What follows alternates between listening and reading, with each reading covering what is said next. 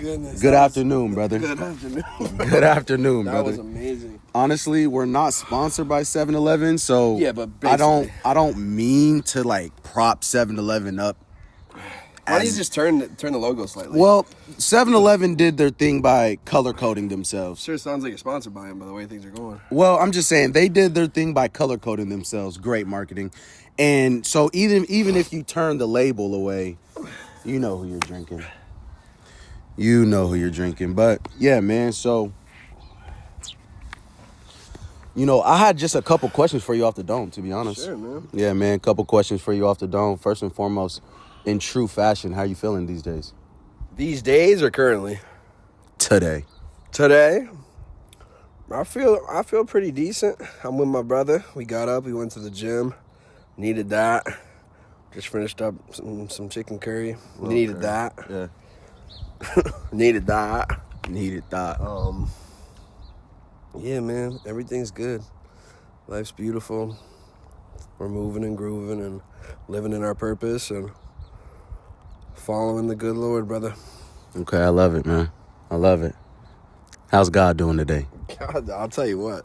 God's better than me. Way better. So, if we're being for real. So. He's right No, here. look. So my question is, how's God doing today? Your answer is, He's doing better than me. okay. And no, on some real, because I have a real question, right? The question is, as a Christ follower, do you see any space in between you and God? Let me ask that again, just so it comes off very clear. As a Christian and a Christ follower, a knower of the Lord, do you see space in between you and God? No, I don't think there's space. I think there's times that we let the worldly emotions and stresses kind of overcome us and kind of feel like there might be a separation. But like if you really stay 10 toes, bro, if you really trying to like live in his image, you really wake up and you're really trying to honestly kill your old self a little bit each day and fight the temptations and everything, like everything always works out. All the adversity that I've gone through, all the adversity you've gone through, bro, every single time it's just been a lesson to get us to that next level. And it just, you can pray for something, bro, and you hope it comes out some way, and he usually hits you with some adversity, right? And then it's miraculously, bro, it all comes together. It all makes sense in the end. So like, no, I don't think there's a separation between him and anybody. I think it's a personal choice every day, right? Which direction to go. Question. So for you today, on this day, why do you feel like God's doing better than you today? Why is there a space in between how he's doing today and how you're doing today? I just according to only today. Yeah, I think it kind of goes back to what I just answered. It's just like I've been letting the things with my car, things with my financial situation, things with my living situation, just environmental things and day-to-day things, just kind of get the best of me a little bit. Not even the best of me, but just kind of just overwhelmed at times from it, and as a result, I don't feel as good. And I think that potentially it does create a bit of a separation, but I know that he's not separated from us. 100%. So, in a few more words, how would you define that separation in how we feel? So just, there is no separation, but the perception of separation, to where, how would you define in a few words, not only the fact that you and God are not separate, you and God are one, and so if he's doing great today, you're doing great today. Yeah. But the perception of he's doing better than me today, meaning not he, the God outside of me, but the God in me that is actually having a good day. Literally. The God in me that is truthfully in knowing is having a better day than I am having today. So than my flesh is. Right. And so in a few words, how do you define that separation again? And how can we overcome that in your best knowledge, and how we can even question ourselves today, because today I'm questioning you, like, how you doing today? Okay, I'm doing okay today. How's God doing today? God doing better than me today. Okay, cool. So now that we've good. Yeah, I don't know what's going on. Now that I've asked that question, how does one align oneself back to the God who's doing better, regardless of the circumstance like we're dealing with today, such as the car situation, money situation, and other circumstances that we deal with that create that separation? But how do we bring that back to, there is a God in me having a better day, even in this certain circumstance? Yeah. How do we bring that back? Yeah, you got to choose God. You got to choose positivity. No matter what you're going through, I woke up not feeling great. I didn't get the greatest night's sleep. I've been going through all this and that, but it's like, okay, what healthy? And I think getting up and getting moving, getting to the gym, I think like that's gotta become a part of my day-to-day routine from now on. Because I just like, no matter how you're feeling that day, when off the wake up, like that's gonna just do so much for you. Can I pause that actually real quick? So just to give context, we got up today and we went to the gym.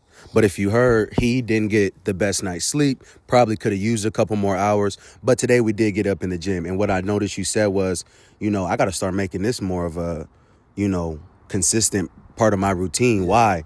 Because even though I'm in the circumstances that I'm in, from the wake up to the car, to the money, to the life, to the materials, even though I'm in the circumstance that I'm in, I feel better and I'm closer. I think it's bringing me closer to God. And it brings me closer to the God who's doing better than me today within myself. It's an expectation of oneself, right?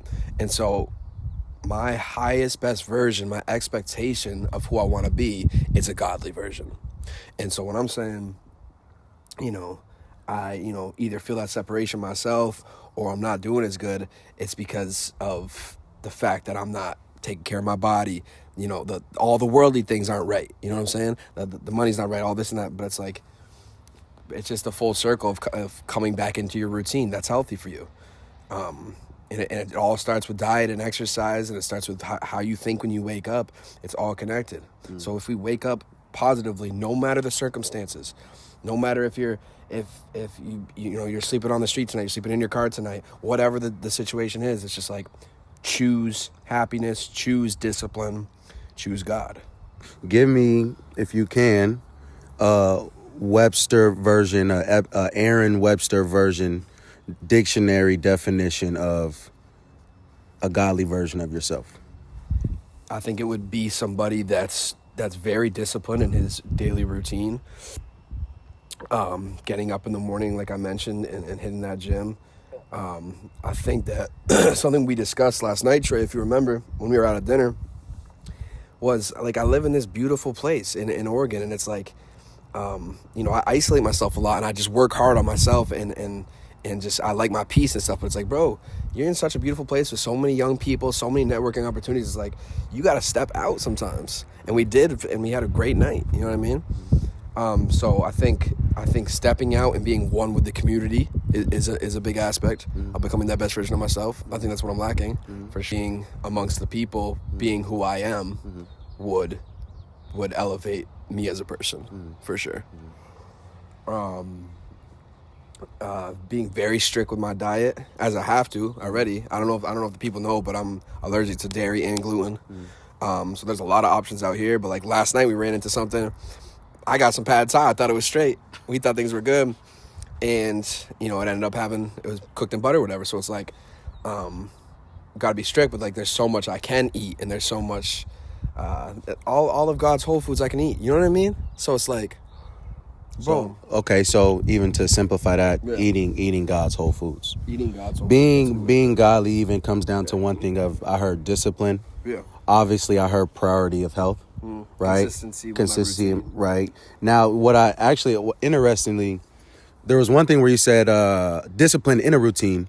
And I think it's funny because there's actually a lot of people that are disciplined in a routine, but the nature of that routine is unhealthy. And not necessarily unhealthy. If I'm going to really give it a very clear definition, they're in a routine that discipline. And when I say discipline, even though they don't want to do it, they still do it. That's honestly the definition of discipline. Yeah. You don't want to do it, but you do it anyway. Yeah.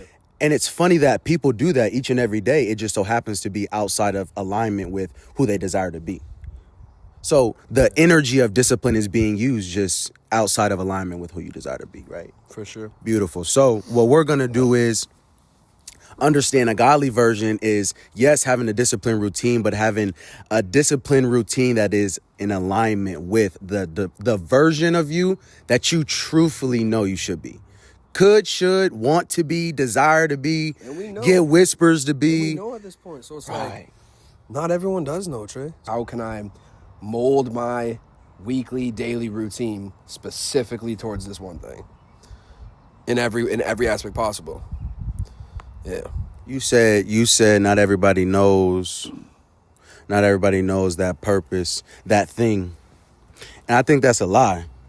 The only reason why, in a calm way though, very calm lie. I think it's a calm lie because I think everybody has the whisper inside themselves that tells them, this is what you could do. This is who you could be. Yeah. Right? And no matter at any level, like I don't care if it's the addict on the street, I don't care if it's the person who's up in the high rise, like there's still that whisper, and it's really just to the degree of how many actions you take on a daily basis align with that version. And the more actions that are misaligned with that whispering version, I firmly believe that is what keeps people feeling sick about themselves, embarrassed about their own selves, even when nobody else can see it. Because when you have a whisper within yourself, the only person that can truthfully know how far off of that version that you are is yourself. Yeah. You're the only one who truthfully knows how far off of that version that whispers to you of you. You're the only one who knows how far off that is. And that's what eats at you. So it's like sometimes people's social anxieties, insecurities is really their own perception of themselves being projected onto other people that can't even fathom what you're even thinking about. Yeah.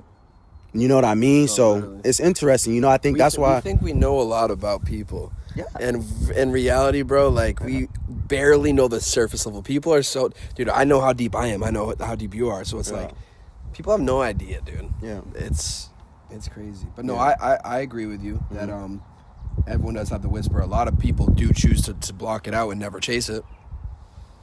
But you're right. That's the worst. That's the worst. The worst. Yeah, that's the worst feeling because it's that coughing while you're walking. It's that walking coughing that probably exists, but I'm going. No. But because I said that without knowing it exists, I'm taking that. Yeah. I never heard it personally. They walk and coughing, and that's the worst because you can already feel the box you're in. You already feel the dirt going over. You can tell those spirits too. Yeah. You know when someone is just living outside of their purpose. They have a very strong essence of doubt and what's like the opposite of confidence? Just like, I guess doubt. So confidence comes from the word, like, you feel me, like trust, and so it's really mistrust. So Yeah.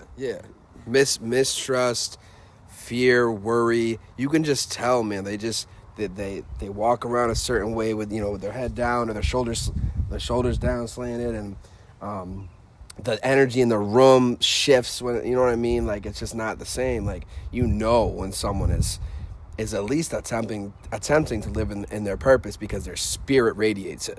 You can tell. That's a fact. That's a fact. So just know, I love the initial questions. The initial questions got us sparked up. So those are great, bro. Yeah, beautiful questions. So another question that I have then for you, is what action can you begin to take that will strengthen one new area in your own life? Being disciplined in 1 to 2 pieces of content every day, no matter what. Posting 1 to 2 pieces of content, and it can be a reel, it can be an interview, it can be a carousel of pictures, it can be just a picture with audio on the back. But no matter what, between this time in the morning and this time in the late afternoon, there has to be a post. No matter what. And it'd be cool if you could do it across the platforms too. If we could get one on Instagram, TikTok, YouTube, Facebook, boom, whatever else, Twitter. Do you deem that as a difficult task? No, it's not. Earlier you said instant gratification is one thing that even keeps us ungodly. Yeah. what is one way you can work through? Because I think I can already see this experience that you have. Here's the experience. I'm going to paint it for you. Yeah. Either sit for an hour and a half and edit content and schedule it to post. Yeah. It might even take 3 hours depending on how much and what we're working through. Mm-hmm. Anywhere from an hour and a half to 3 hours you could sit and edit content and know there's almost a strong guarantee that's not going to lead to any money right now.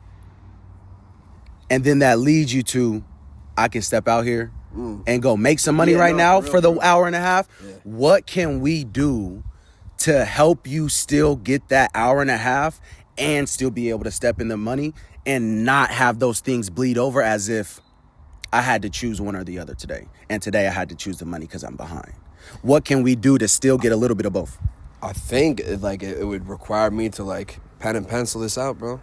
I think like really write out my schedule or in my notes and but stick to it, because I've done it before. I've wrote it out, but then a couple days go past. I'm back. Here we are, because I'll come home on a breakout like 2:30 and I'll have a couple hours right there. I'm back. Here we are. Oh man, I'm tired today. Let me just lay it down. It's cool because I'm gonna feel rested for work then. Well, you wasn't rested enough to post on Instagram, so I think. Yep. No, I just think that like a written out routine that you actually stick to is I think it's the only answer for me personally. Mm-hmm. Now, I have a strong desire to be, one of the best coaches out there for mindset, reality creation, and fitness and health. Just a small combination that's ultimately going to align you mentally, physically, emotionally, and financially with exactly who you want to be. And I think the best people to start some of that with is your friends and family, if they believe in you. And you're definitely one who believes in me. Absolutely. So, I mean, absolutely, brother. One thing that I see automatically is you being able to be like, yep, look, your hot spots for hot times for earning money and when to go out. Yeah. Cool. Your strongest creative moments of focus and your least creative moments of focus. All we're going to do after even after all this situation, what we're going to do is be able to pencil in a moment of leisure that does not intertwine with your health regimens. Bleed over. Yep. That's a good phrase. That does not bleed over to your health and rest regimens, as well as your financial regimens. Yeah. Okay? Mind you, financial regimens and the health and rest. Health, meaning take care of yourself physically, right? Yeah. But also sleep. So we're not going to we're not going to sacrifice sleep, and we're not going to sacrifice health, and we're not going to sacrifice money to still pencil this in. But there's still enough time for us to pencil in a moment of leisure, 90 minutes, where you're able to participate in the content creation process, which is not always pressing posts, but it is, yes, I'm going to go ahead and write out this idea that I have. That's one part of the process. Yeah. After I wrote out that idea, now that I have it, so now I'm not moving random, I'm going to pencil in a time to actually go execute that idea. Cool. Some days are execution days. Some days are execution days. Cool. Yeah. But some days are the same hours that you would execute are now hours to actually trim. Actually trim, color code. Make it into something that you want. Bake it up. Yeah. There's bake days. Get in the kitchen days. Get in the kitchen with what you've already brought home. Yeah. Cool. Then there's days where you've chopped it up, mastered it, or there's sessions where you mastered it, and then there's sessions where you're actually scheduling.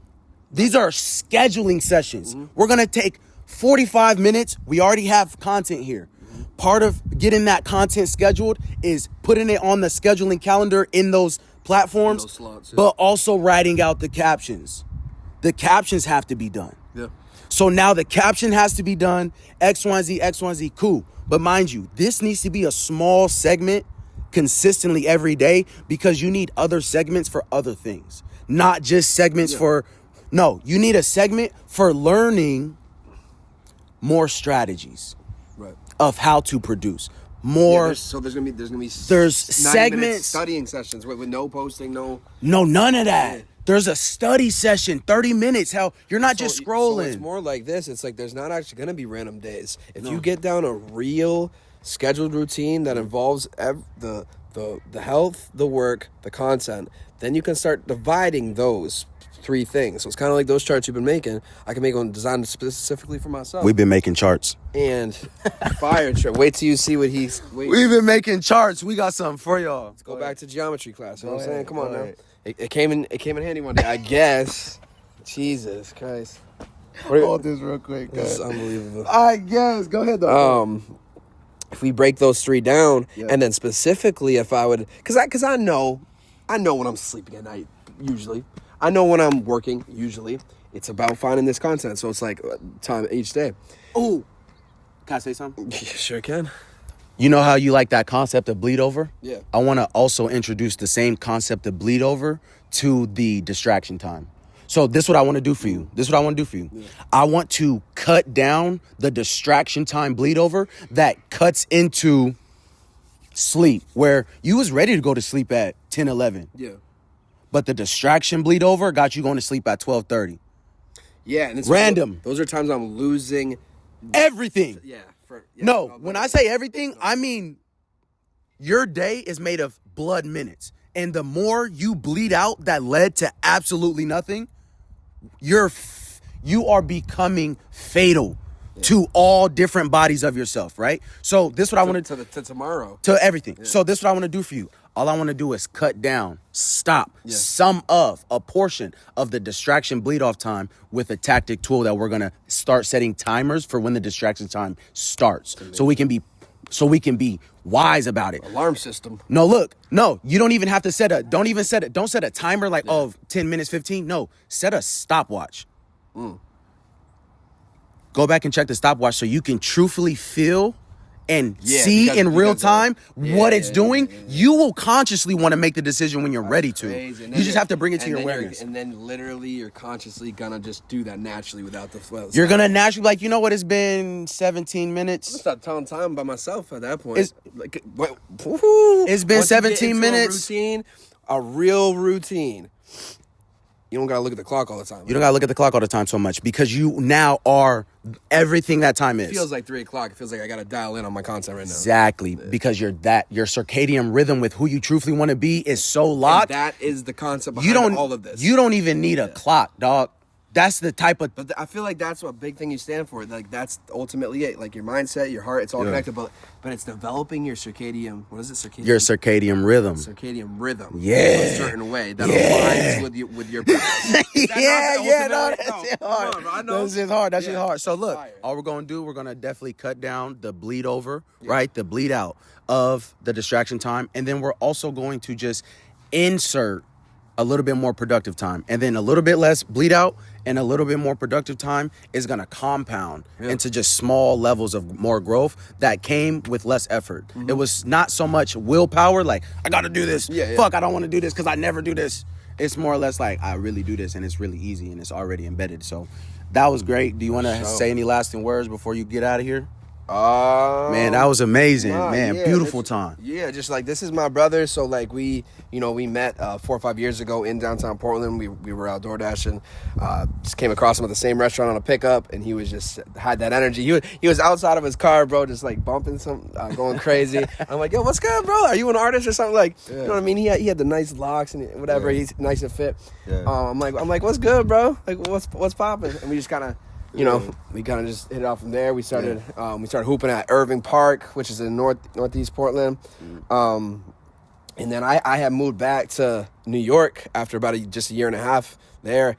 And then I just got back out in September. So I'm back out. I drove cross country by myself straight to his crib without even seeing my face. So I did a blind move back out here to Portland. So I went straight to Washington first.